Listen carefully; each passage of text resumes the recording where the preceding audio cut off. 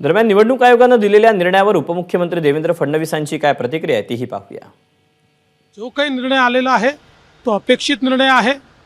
शेवटी मेजॉरिटी जो काही निर्णय घेते तो निर्णय हा लोकशाहीमध्ये महत्त्वाचा असतो आणि सगळ्यात महत्त्वाचं आहे की पक्षाचं जे काही संविधान आहे त्या संविधानाचं किती पालन केलं गेलं आहे या सगळ्या गोष्टी खूप महत्त्वाच्या असतात आणि या सगळ्या गोष्टीचा उहापोह आता या निर्णयामध्ये करण्यात आलेला आहे।